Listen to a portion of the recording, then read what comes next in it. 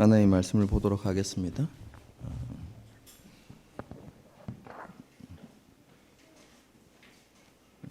하나님께서 오늘 우리에게 주시는 말씀은 로마서 1장 1절부터 6절까지 말씀입니다. 한 절씩 교독하시겠습니다. 제가 먼저 읽습니다. 예수 그리스도의 종 바울은 사도로 부르심을 받아 하나님의 복음을 위하여 택정함을 입었으니 하나님이 선지자들을 통하여 성경에 미리 약속하신 그의 아들에 관하여 말하면 육신으로는 다윗의 혈통에서 나셨고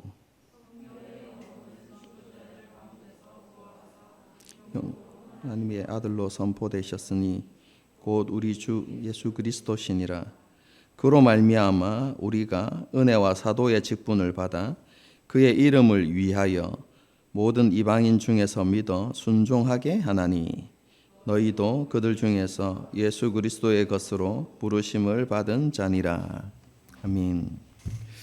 지난 주일부터 창세기를 마치고 로마서 강해를 시작했습니다.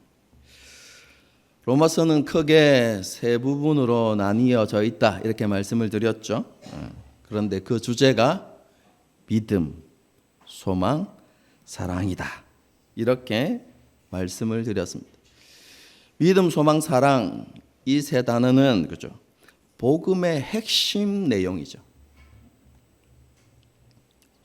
로마서는 이런 하나님 나라의 복음에 대해서 가장 깊이 있고 자세하게 기록된 책입니다. 그래서 이런 로마서를 통해서 우리가 다시 한번 복음을 우리의 마음에 새기고 회복하고 다시 일어서는 그런 계기가 되었으면 좋겠다. 제가 이런 시간에 제가 지난 시간에 그렇게 말씀을 드렸죠. 왜 그렇습니까? 복음은 하나님의 능력이기 때문에 그렇습니다. 이런 로마서를 기록하면서요, 사도 바울은 자신을 예수 그리스도의 노예라고 소개하고 있습니다. 자신은 어떠한 권리나 주장도 없는 오직 주인이신 예수 그리스도만을 위해서 존재하는 사람이다라고 그렇게 고백한 것이죠. 자기 생명을 포함해서 모든 것의 주인이시고 그 모든 것을 주관하시는 분이 예수 그리스도이시고 자기의 헌신과 복종은 오직 주인이신 예수 그리스도께만 드려져야 한다라는 것을 그렇게 고백하고 있는 것입니다. 그뿐만 아니라 이 표현은 구약적인 의미도 있는데요. 그것은 사도 바울 자신이 온 세상을 구원하는 하나님의 복음을 위해서 구별되어지고 선택되어졌다라는 의미도 함께 포함되어져 있습니다. 여러분, 이런 의미는 이어서 나오는 사도로 부르심을 받아라는 이 표현에도 잘 담겨 있습니다. 여러분, 사도라는 직분은 지금까지 계속되는 직분이 아닙니다. 여러분, 오늘날 신사도 운동, 그럼 그것은 정말로 굉장히 위험성을 가지고 있는 그런 운동입니다. 여러분, 사도는 오늘날까지 존재하는 직분이 아니라 초대교회에만 있었던 아주 특별한 직분이다라는 사실을 우리는 알아야만 합니다. 왜냐하면 사도가 될 수 있는 자격 조건 때문에 그렇습니다. 그럼 사도의 조건이 뭐죠? 뭐 두 가지다, 세 가지다 이런 내용들이 많이 있긴 한데 의견들이 있긴 한데요. 가장 중요한 특징은 두 가지입니다. 첫 번째는 예수님의 부활을 목격해야 한다는 것입니다. 부활의 증인이어야만 합니다. 또 하나는 무엇이냐면 예수님께서 직접 파송한 사람이어야만 합니다.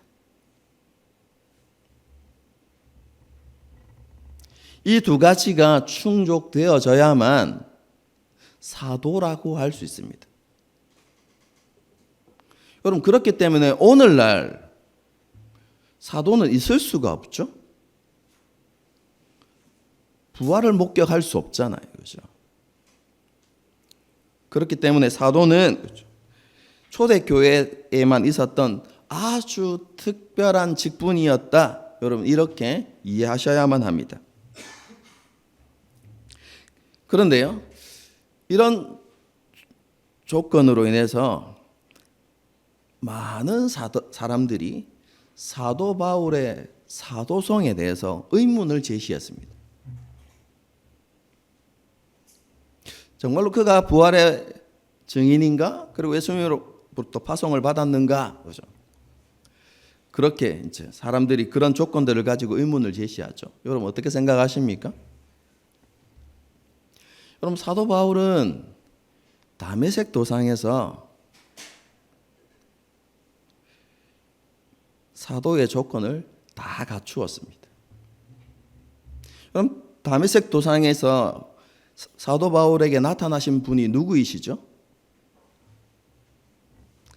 부활하신 주님이십니다. 부활하신 예수님께서 직접 사도 바울에게 나타나신 것이죠. 여러분, 부활을 목격한 게 아니지 않습니까? 이렇게 질문할 수 있는데요. 여러분, 부활을 목격한 사람은 아무도 없습니다. 그 장면을 목격한 사람이 누가 있습니까? 다른 제자들도 부활하신 주님을 만났을 뿐입니다.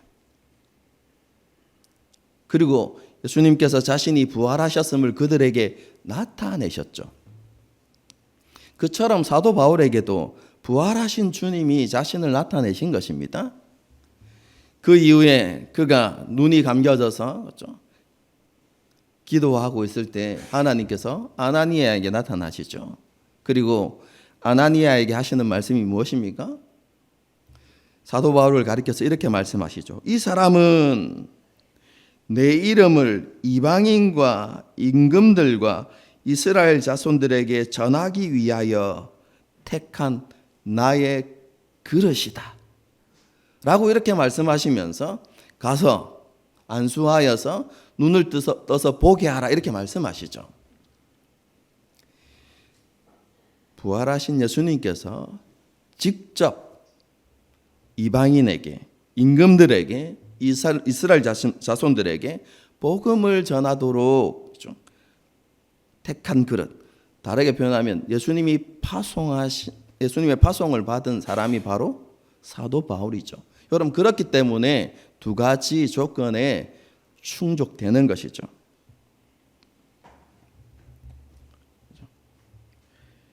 이런 사실에 근거해서 사도 바울은 자신이 하나님 나라 복음을 전하기 위해서 선택되고 보냄을 받은 사도다라고 분명히 밝힙니다. 여러분, 이것은 특별하게 강조하는 것입니다. 여러분, 다른 서신서를 보게 되어지면 자신의 사도성이 의심되는 혹은 의문을 가지지 않는 그런 곳에는 여러분 사도라는 표현을 쓰지 않습니다. 대표적인 것이 빌립보서입니다. 빌립보서를 보게 되어지면 자신을 단순히 예수 그리스도의 종 이렇게 표현하지 사도 이렇게 표현하지 않습니다. 로마 교회는 그죠? 제가 지난 시간에 말씀드렸던 것처럼 사도 바울이 세운 교회가 아니었고 사도 바울에 대해서 소문만 들어서 알고 있는 사람들이 대부분이죠. 그렇기 때문에 그곳에서 여전히 사도 바울의 사도성에 대한 의심이 있을 수 있는 것이죠. 여러분, 그래서 사도 바울은 특별히 그죠? 자신이 예수 그리스도의 종일 뿐만 아니라 뭐라고 소개합니까? 나는 하나님께서 선택하시고 그죠? 부르시고 보내신 사도입니다 라고 의도적으로 강조하죠. 왜 그렇습니까? 왜 그렇게 할까요? 그것은 사도 바울이 전하는 복음의 권위와 가치가 훼손되지 않도록 하기 위한 것입니다. 예를 돕기 위해서 쉽게 한번 예를 들어보겠습니다. 그렇죠? 불치병을 치료하는 기적과 같은 약이 나왔다는 소문이 돌기 시작했어요. 여러분, 그런데 그 소문의 근원지가 정말로 권위 있는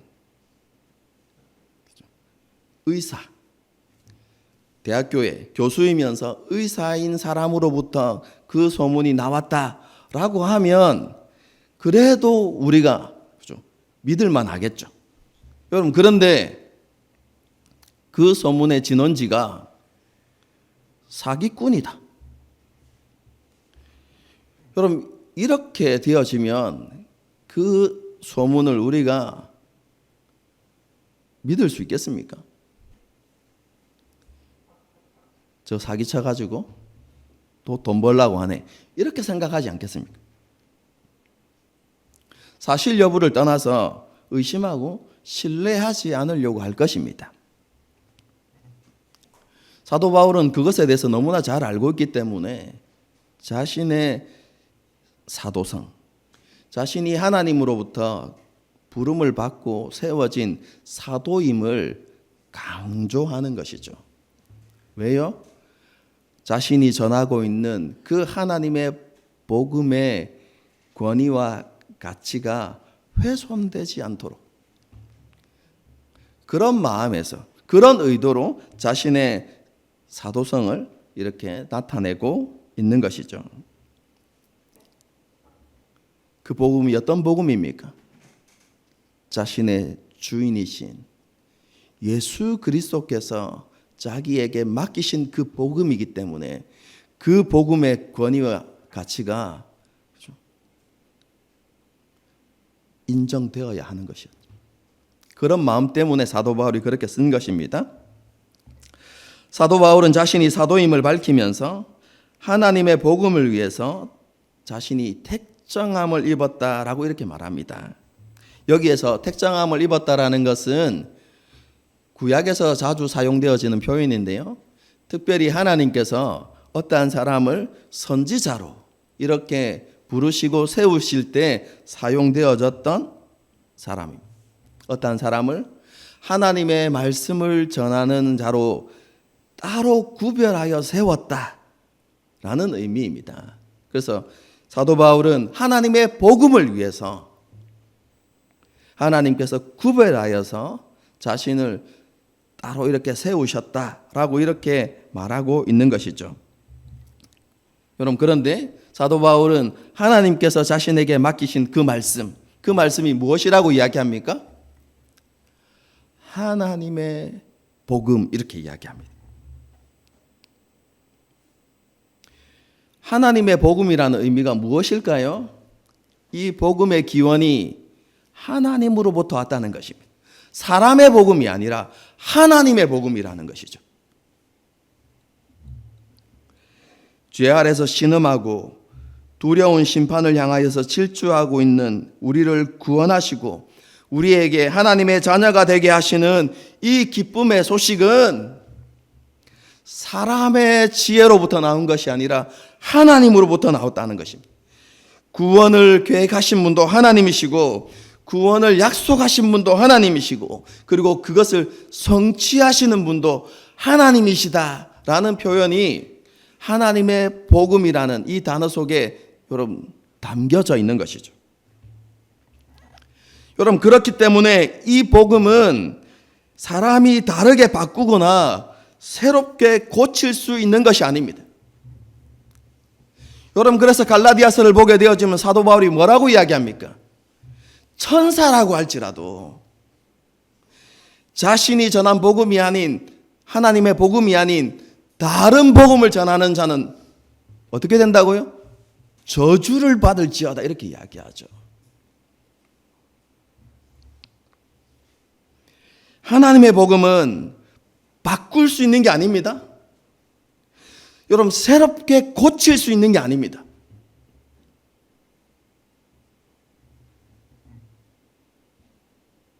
그 복음은 영원합니다. 복음은 오늘날의 현실과 맞지 않는 구시대의 유물이 아닙니다. 복음은 시대와 상황에 따라 달라지는 것이 아니라 영원토록 변하지 않는 진리입니다. 오늘날을 살아가는 우리와 그리고 앞으로 올 모든 세대가 믿고 의지하고 붙들어야만 하는 유일한 소망이죠. 여러분, 그런데 오늘날 이 복음의 권위와 가치가 점점 훼손되고 있습니다.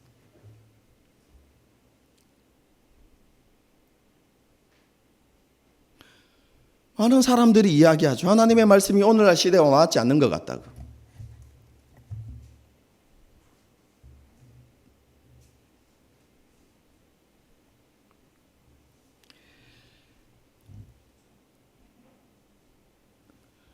여러분, 우리가 이렇게 하나님의 말씀과 복음의 가치를 그리고 권위를 훼손하게 되어지면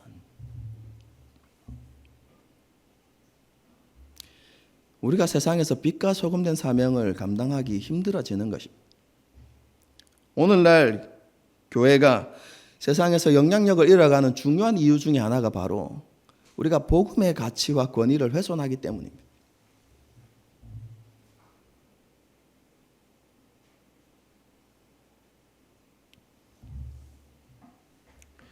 여러분, 유럽 교회가 몰락의 길을 가게 되어진 출발점이 어딘 줄 아십니까? 유럽의 기독교 역사를 연구하는 모든 학자들이 동일하게 이야기하는 첫 번째 이유가 바로 로마가 아니라 유럽의 교회가 하나님의 말씀의 권위를 훼손했기 때문이다라고 이야기합니다.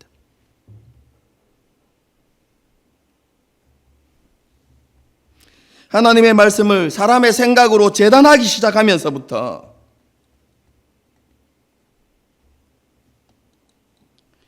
교회가 점점 몰락의 길을 걸어갔다는 것입니다.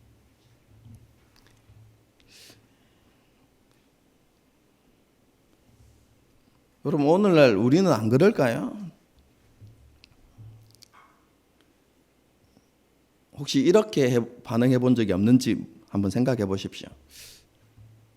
하나님의 말씀은 이런데, 그렇죠? 그 말씀을 풀어서 이렇게 가르치면, 제 생각은 좀 다릅니다.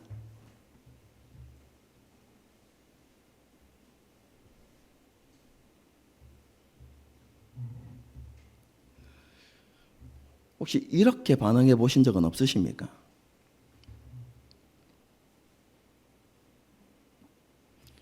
하나님의 말씀은 우리의 생각으로 재단되어서는 안 됩니다. 왜냐하면 그것은 하나님의 말씀이기 때문이고 복음도 마찬가지입니다. 복음이 영원히 변할 수 없는 것은 그것이 하나님의 복음이기 때문에 그렇습니다. 하나님의 복음을 시대와 상황에 맞춰야 되는 것이 아니라 우리를 하나님의 복음에 맞춰야 되는 것이 맞습니다, 여러분. 우리가 그렇게 되어져 가야 하는 것이죠. 여러분, 그렇다면 그 하나님의 복음이 무엇입니까? 사도 바울은 그 복음을 이렇게 표현합니다. 그의 아들에 관하여 성경에 미리 약속하신 것.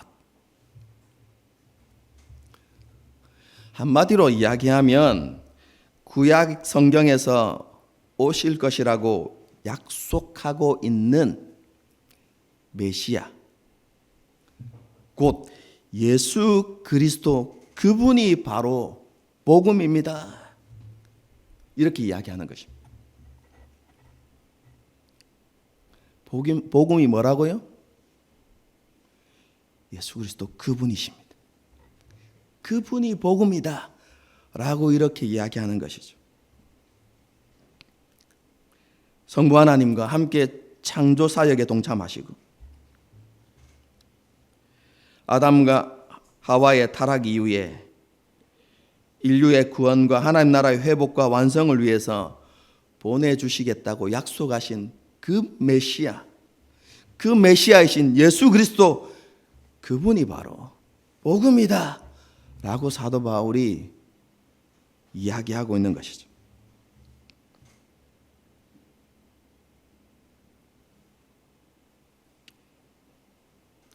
그런데 그 사도 바울이 예수님을 어떻게 소개합니까? 3절과 4절을 보도록 하겠습니다. 그 아들에 관하여 말하면 육신으로는 다윗의 혈통에서 나셨고 성결의 영으로는 죽은 자들 가운데서 부활하사 능력으로 하나님의 아들로 선포되셨으니 곧 우리 주 예수 그리스도시니라. 예수님께서 다윗의 혈통으로 오셨다 혹은 다윗의 자손으로 오셨다라는 것은 무슨 의미입니까? 첫 번째는 예수님께서 연약함과 여러 가지 결핍과 제약이 있는 참 사람의 모습으로 이 땅에 오셨다라는 것을 이야기하는 것입니다. 메시아께서, 하나님이신 메시아께서 왜 사람의 모습으로 오셔야만 합니까? 우리의 죄의 문제를 해결하시기 위해서입니다. 제가 가끔씩 설명을 드렸죠. 사람이 지은 죄에 대한 그 죄값은 소나 양이나 염소의 피로 갚아질 수 있는 것이 아닙니다. 짐승들의 피로 그 죄가 속죄되는 것이 아니라는 것입니다. 사람의 죄는 사람의 죽음으로, 사람의 피로 속죄가 이루어져야 하는 것이죠. 예수님께서 사람의 모습으로 이 땅에 오신 이유가 바로 그것입니다. 참 사람으로 오셨습니다. 여러분, 이것은 굉장히 중요한 교리입니다. 이 교리가 무너지면 기독교가 존재하지 못합니다. 이 교리와 함께 중요하게 우리가 여겨야 되는 것은 동정녀 탄생입니다, 여러분. 이것은 다음 기회에 설명을 드리겠지만 동정녀 탄생과 예수님이 참 사람이시라는 것을 우리가 믿고 받아야만 합니다.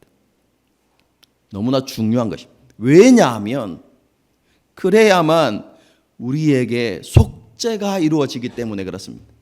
예수님의 죽음이 우리의 죄를 대속하는 대속의 죽음이 될 수 있기 때문에 그런 것입니다. 그래서 예수님께서 연약함과 많은 결핍과 제약이 있는 육신으로 이 땅에 오신 것입니다. 그런데 그분이 다윗의 혈통, 다윗의 자손으로 오셨죠. 이 말은 예수님께서 메시아이시다라는 표현입니다. 여러분, 신약 성경을 읽어보면, 특히 복음서를 읽어보면 간혹 어떤 사람들이 예수님을 향하여서 다윗의 자손이여 이렇게 부르죠. 대표적인 사람이 누구입니까?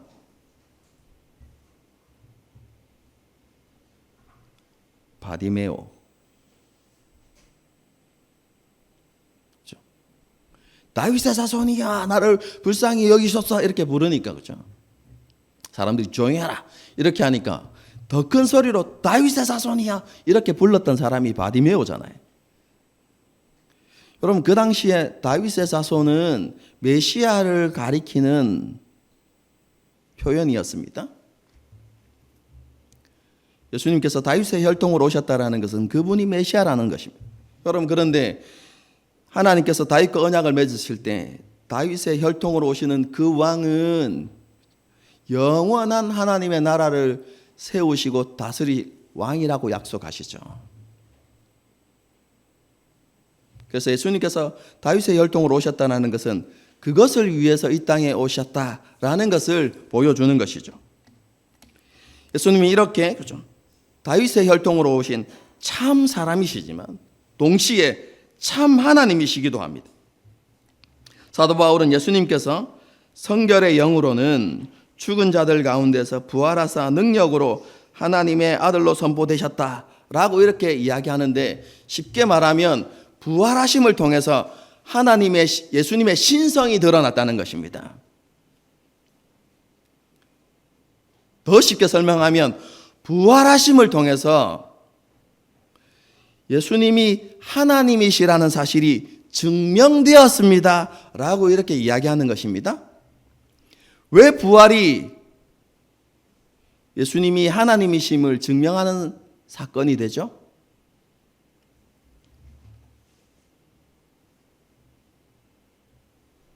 여러분, 그것은 이 땅에서 예수님께서 자기 자신에 대한 증거들과 깊은 관련이 있습니다. 예수님께서 이 땅에 계실 때 자기 자신에 대해서 어떻게 증거하셨습니까? 나는 하나님의 아들이다. 그리고 하나님의 아들일 뿐만 아니라 하나님께서 구약에서 보내시기로 약속하셨던 그 메시아다라고 예수님께서 말씀하셨죠. 그리고 나는 하나님의 아들로서 그리고 메시아로서 내가 십자가 위에서 죽을 것인데 그 죽음은 어떤 죽음이라고요? 대속의 죽음이 될 것이다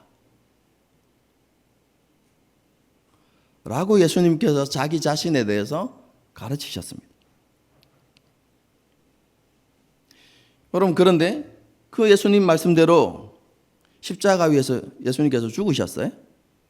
그런데 예수님의 사역이 그 죽음으로 끝나버리면 예수님의 말씀은 거짓말이 됩니다. 왜요? 죽음은 죄의 결과이기 때문에 그렇습니다. 그래서 예수님께서 그냥 죽으셨다, 부활이 없다, 여러분 그렇게 되어지면 예수님은 죄의 결과로 죽은 것이 됩니다.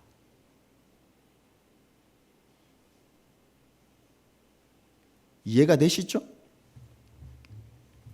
그런데 하나님께서 죽음에서 예수님을 다시 살리셨습니다. 이 말은 무슨 말입니까? 예수님의 죽음이 예수님 자신의 죄로 말미암은 결과가 아니다라는 것을 하나님께서 증명해 주신 사건이죠. 여러분, 그것과 함께, 여러분 그것이 사실이라면 그것과 함께 예수님께서 자기 자신에 대해서 증거하신 모든 증거들 무엇입니까? 예수님은 하나님의 아들이시라는 것과 그리고 예수님께서 메시아라는 그 증거도 분명한 진리가 되는 것이죠.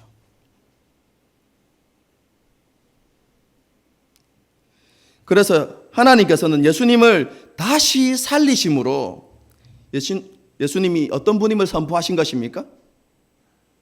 하나님의 아들로. 그리고 구약 성경에서 그토록 강조하고 계속해서 반복하고 있는 메시아이심을 하나님께서 증명하신, 나타내 보이신 바로 그 사건이 부활이라는 것입니다. 그래서 부활을 통해서 예수님께서 하나님의 아들로 선포되어지신 것입니다. 부활해서 하나님이 되신 게 아니라 부활을 통해서 그분이 하나님의 아들이심을 세상 가운데 나타내셨다라는 표현이 바로 이 표현입니다. 그렇게 부활하신 예수님께서는 보좌 우편에 앉으셨죠. 이게 무슨 표현이라고 했습니까? 그분이 만왕의 왕이시고 만주의 주가 되셨다라는 것을 이야기하는 것이죠. 하나님으로부터 모든 권세와 능력을 위임받아서 온 세상을 주관하고 다스리시는 주권자가 되셨다라는 의미입니다.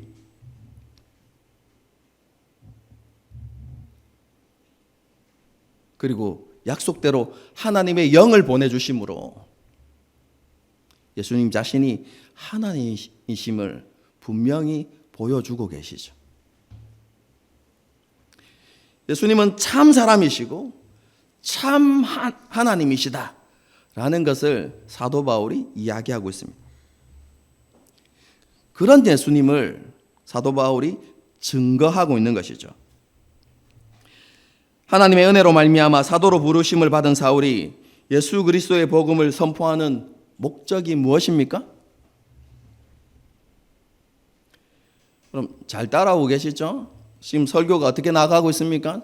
첫 번째 주제가 무엇입니까? 사도 바울이 전하는 복음은 하나님의 복음이다. 이게 첫 번째 주제이고요. 두 번째, 그러면 그 하나님의 복음은 무엇인가라고 이야기할 때 그 복음은 예수 그리스도이시다 라고 이렇게 지금 설교가 진행되고 있는 겁니다. 그렇죠? 그러면 그 하나님의 복음을 증거하는 목적은 무엇입니까? 여러분, 이것에 대한 답이 5절에 있죠. 제가 읽어드리겠습니다. 그로 말미암아 우리가 은혜와 사도의 직분을 받아 그의 이름을 위하여 모든 이방인 중에서 믿어 순종케 하나니. 이 말씀을 쉽게 풀어드리면 사도 바울이 복음을 전하는 목적은 이방인들에게 믿음의 순종이 있도록 하기 위해서다라고 이렇게 표현하는 것입니다.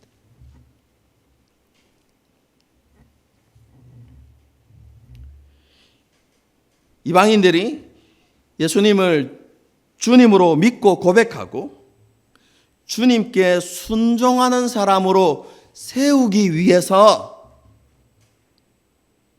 자신이 하나님의 복음을 전하고 있다라고 이렇게 이야기하는 것이죠. 여러분, 그것이 복음을 전하는 것의 목적이었습니다. 여러분, 믿음은 단순한 지적인 동의가 아닙니다. 예수님께서 나를 위해서 죽으시고 부활하신 사건이 구원의 길이 된다는 것을 이해하고 그것에 동의한다고 해도 여러분, 그것만으로 그것이 참된 믿음이다 이렇게 말할 수 없습니다. 왜냐하면 귀신들도 이것을 알고 동의하기 때문에 그렇습니다. 지적인 동의만으로 그것을 믿음이라고 할 수 없습니다. 감정이 믿음의 요소이긴 하지만 감정만으로 믿음을 정의할 수도 없습니다. 하나님께서 나를 사랑하신다는 것에 대한 감격, 그럼 감격이 내 안에 있다. 그것이 참된 믿음인가? 그렇지 않을 수 있습니다. 감정은 10분 뒤에 사라질 수도 있습니다. 설교를 통해서 하나님께서 나를 사랑하시는구나 이렇게 하고 문 밖을 나갔는데 가다가 교통사고를 당했어요. 하나님 나를 사랑하는 게 맞나? 이렇게 될 수 있는 거죠. 단순한 감정만으로 믿음을 정의할 수 있느냐? 그렇지 못합니다. 믿음은 단순한 의지도 아닙니다. 하나님을 위해서 의지적으로 노력하고 애쓰는 것, 그것 자체가 믿음이라고 할 수 없습니다. 말은 얼마든지 하나님을 위해서라고 이야기는 할 수 있지만 자기 열심으로 애쓰고 노력하는 것일 가능성이 많습니다. 다른 사람에게 자신을 드러내고 다른 사람에게 인정받기 위해서 수고하고 애쓰는 많은 사람들이 있죠.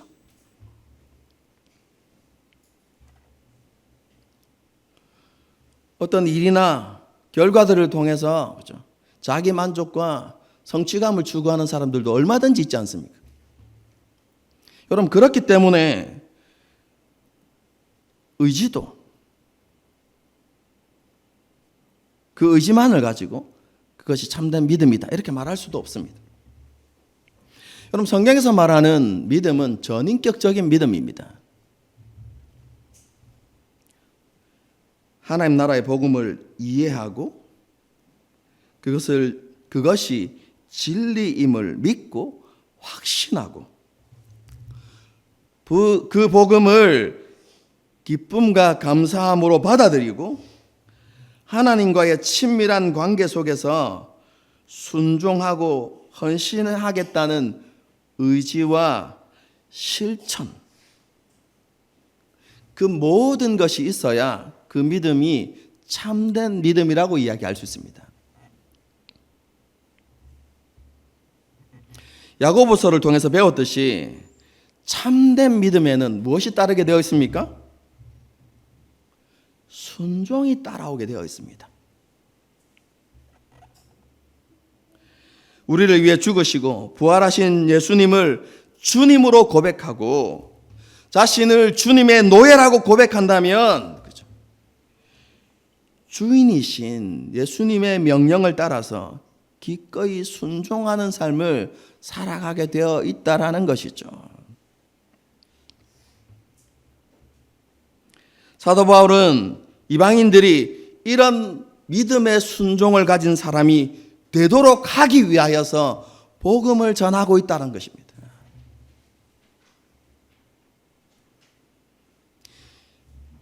그냥 예수 믿어서 천국 간다는 것을 기뻐하고 즐거워하는 사람이 아니라, 그것만으로 끝나는 신앙이 아니라 어떤 신앙요? 믿음의 순종을 드리는 사람으로, 참된 믿음을 가진 사람으로 세우는 것이 복음을 전하는 최종적인 목적이다, 이렇게 이야기하는 것이죠. 그죠? 또 오해할까 봐, 그죠? 말을 더 붙입니다. 처음부터 온전한 순종을 할 수 있다는 게 아닙니다. 그런 사람은 아주 특별한 경우입니다. 극소수에 해당하죠.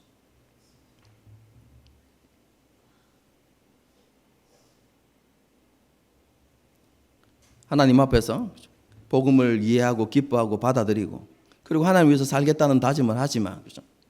그래서 지극히 작은 것에부터 조금씩 변화가 일어나는 것입니다. 그러면서 하나님에 대한 신뢰가 자라면서 순종도 커지는 것입니다. 결론 부분에서 이야기하겠지만, 하나님과 교제가 깊어지면 깊어질수록 순종이 온전해지는 것입니다.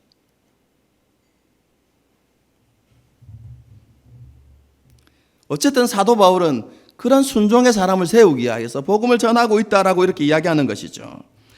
사도 바울은 이렇게 복음을 전하는 목적을 설명한 이후에 로마 교회 성도들을 향해서 이렇게 선포합니다. 너희도 그렇다. 그런 사람들이다. 사도 바울이 직접 복음을 전한 사람들이 아니지만 너희도 이방인 중에서 예수님의 것으로 부름받은 사람들이다 라고 이렇게 이야기합니다. 여러분, 그래서 목적과 이 선포를 이어서 생각하면 이런 것이죠. 너희도 이방인이었는데 그리스도의 부르심을 받아서 그리스도의 것이 된 것처럼 나는 다른 사람들에게도 다른 많은 이방인들에게도 하나님 나라의 복음을 전해서 그들을 당신들처럼 그리스도의 것이 되게 하는 것이 나의 복음을 전하는 목적입니다. 지금 사도 바울이 이렇게 이야기하고 있는 것입니다. 이게 나중에는, 그죠, 로마서를 쓰는 그죠, 목적과도 연관이 있겠죠. 이방인이었던 당신이 그리스도의 것이 되는 것에 대해서 여러분들이 정말로 기뻐하고 감사한다면, 내가 그런 사역을 하고 있는데 이방인들을 하나님께로 돌아오게 하는, 그리스도의 것이 되게 하는 이 사역을 하고 있는데 여러분들이 기쁨으로 동참해야 되지 않겠습니까? 라는, 그죠, 그런 의도가 살짝 깔려 있다. 그럼 이렇게 보시면 되겠습니다. 이 목표를 이루기 위해서 사도 바울은 기꺼이 수고하고 헌신했죠. 여러분, 그래서 이방인들 가운데 많은 사람들이 주님께로 돌아왔습니다. 그 이후로도 하나님 나라의 복음을 위해서 열정을 가진 수많은 사람들이 있었고, 그들의 수고와 헌신으로 더 많은 이방인들이 주님께로 돌아왔고, 그 이방인 중에 저와 여러분이 있는 것입니다.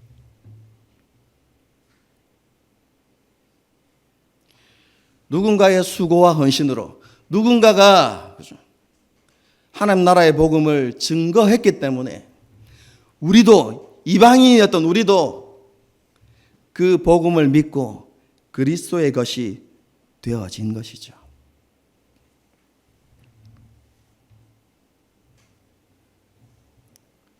여러분 그렇다면 그죠?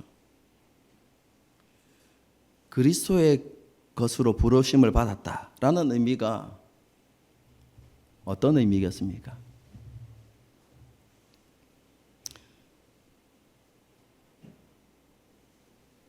그리스도의 것이란 의미가 무엇이죠? 어렵습니까? 그리스도께 소유되었다. 이런 의미죠.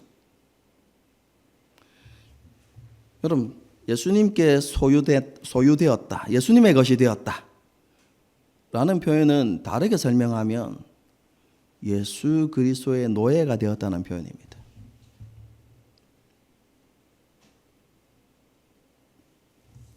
사도 바울은요, 자기 자신만 그리스도의 노예로 부름받은 것이 아니라 모든 그리스도인들,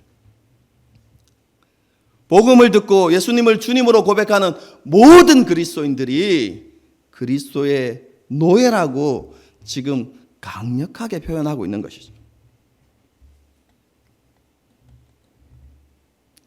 우리 역시 그리스도의 노예입니다.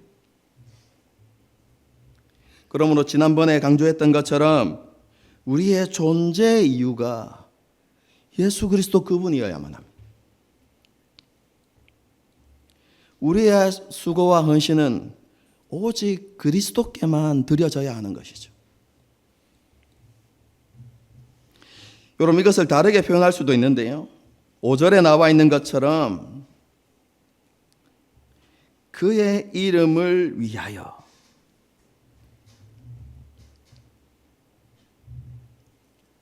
예수님의 이름을 위하여 우리가 살아가야 한다는 것입니다. 언제나 우리의 말과 행동과 삶과 관계를 통해서 예수 그리스도의 이름이 영광 받으시기를 소망하면서 우리가 살아가야 한다는 것이죠. 소교리 문답 1문에 나와 있는 것처럼 하나님을 영화롭게 하는 것이 우리의 제일 되는 목적으로 살아야 한다는 것입니다.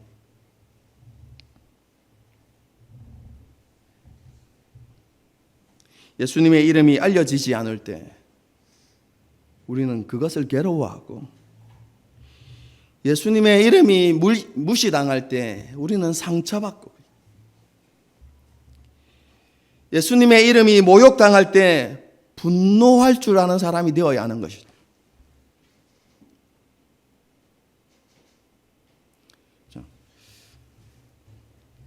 기도할 때 그런 표현을 쓰는 거 처음 들었던 것 같은데요. 마귀를 분노케 하는 표현. 저는 굉장히 삼박하다 이렇게, 그렇죠? 이렇게 생각했어요.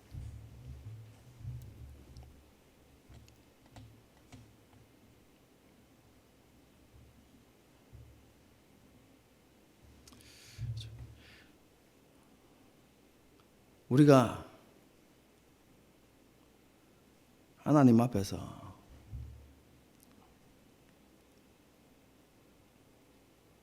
예수님의 이름이 멸시당하고 무시당하는 것을 가슴 아파하고 분노해야 되는 것이. 예수님의 이름이 멸시당할 때 사단이 얼마나 기뻐하고 날뛸까요? 그런 것을 보면서 우리가 저걸 분노케 하게 만들어야 되겠다. 이런 생각들이 우리 가운데 있어야 하는 것이죠. 어떻게 하면 예수님의 이름이 영광을 받으실지 고민하면서 살아가야만 합니다. 여러분 앞에서 사도 바울의 사도됨이 복음의 권위와 가치와 깊은 연관성이 있다고 말씀드렸죠. 여러분 이것은 우리에게 똑같이 적용되어집니다. 복음의 권위와 가치는 우리의 삶을 통해서 세상 사람들에게 보여지는 것입니다. 우리가 어떤 사람이 되느냐에 따라서 복음의 권위가 세워지고 가치가 세워질 수 있기도 하지만 우리의 모습 때문에 복음의 권위와 가치도 멸시받고 조롱받을 수 있다는 사실을 우리는 분명히 기억해야만 합니다.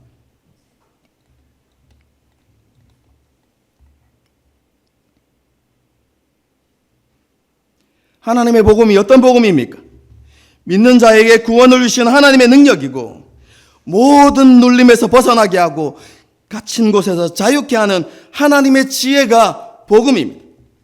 그 복음이 허물과 죄로 죽었던 우리를 다시 살게 했고 하나님의 진노와 심판에서부터 벗어나게 했고 하나님과 원수되었던 우리에게 하나님의 자녀가 되게 하는 특권을 주었던 것이 하나님의 복음입니다.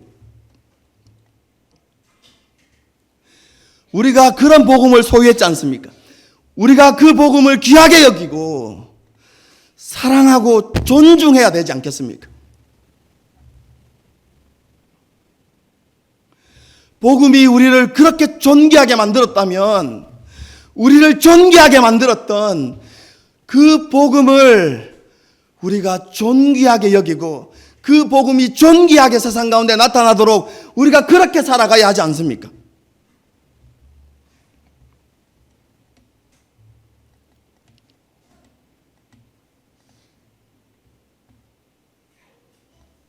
우리가 세상 사람들에게 신실하고 정직하고 깨끗한 사람으로 인정될 수 있어야만 합니다. 그러면서 우리가 가진 이 복음을 드러내고 증거하며 살아갈 수 있어야 하는 것이죠.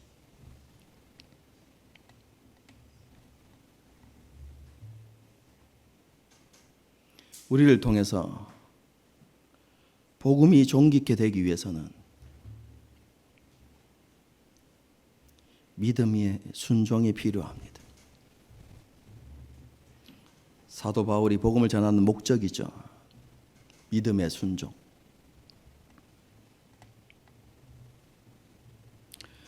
하나님의 복음이 요구하는 반응이 바로 믿음의 순종입니다. 하나님의 사랑, 하나님의 거룩하심을 이해하고 예수님의 죽음과 부활의 중요성을 알고 하나님을 위해서 살아야 한다는 것에 동의한다고 해도 실제로 그렇게 살지 않으면, 믿음의 순종이 없으면 그것은 온전한 믿음이라고 할 수 없습니다. 참된 믿음에는 순종이 따라야 하는 것입니다. 그 순종을 한마디로 이야기할 수 있죠. 예수님을 따르는 것입니다.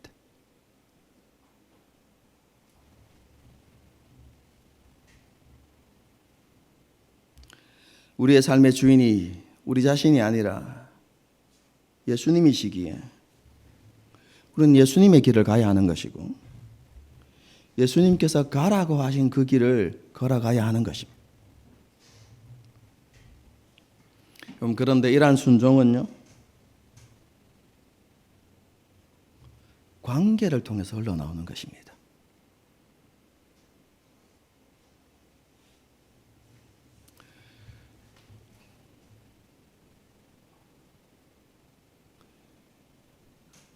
기독교의 핵심은 하나님과 우리와의 관계입니다.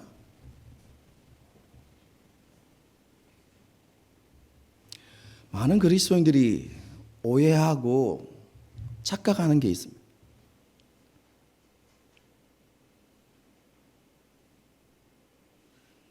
하나님을 위해서 무엇을 해야 될까부터 생각하는 사람들이 있습니다.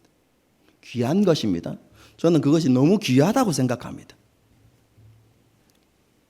하지만 출발점은 거기에서 출발하는 게 아닙니다.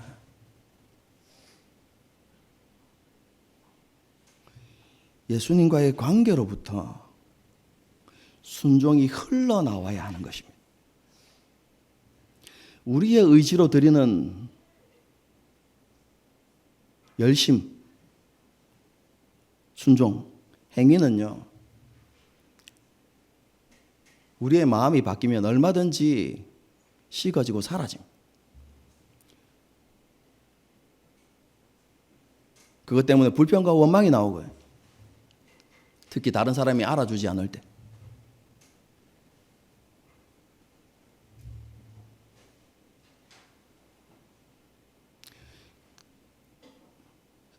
가치 없다, 쓸데없다라고 이야기하는 것이 아니라 너무 중요하고 귀한 것입니다. 하지만 그것이 주님과의 관계로부터 흘러나와야만 합니다.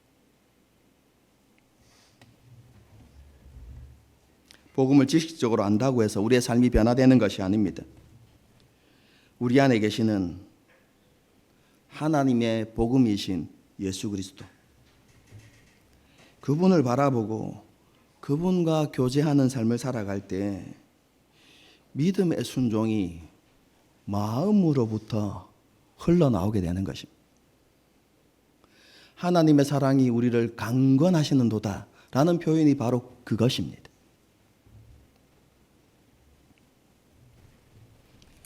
말씀과 기도를 통해서 예수님과의 인격적인 교제가 이루어질 때 그때야 비로소 나는 죽고 예수님께서 사시는 역사가 이루어지는 것입니다.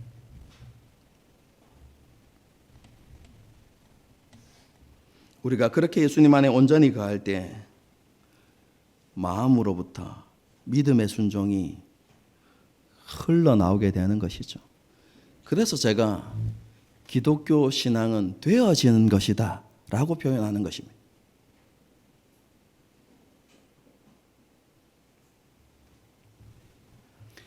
이러한 믿음의 순종이 우리의 삶에 흘러나오도록 예수님을 찾고 구하는 삶을 회복하고 지속해 나가는 저와 여러분이 될 수 있기를 바랍니다. 이제 2025년도 2달 남았습니다. 우리가 2025년도를 시작하면서 열심히 해보자고 했던 게 있죠. 성경 통독, 그리고 큐티. 처음에 좀 열심히 하다가 중간에 흐지부지 이렇게 되기도 하고 그렇게 되어졌는데요. 마지막 2달 동안 다시 우리 올 한 해를 시작하던 그 처음 마음을 회복하고 다시 말씀을 읽고 또 말씀을 읽으면서 하나님 앞에 기도하고 그리고 하나님 말씀을 묵상하면서 하나님께 기도하고 그럼 이러한 경건의 모습이 우리 가운데 회복되어지기를 바랍니다. 함께 노력해 보십시다. 이제 2달밖에 안 남았어요. 그렇게 되어지기를 바랍니다. 함께 찬양하고 기도하는 시간을 갖도록 하겠습니다.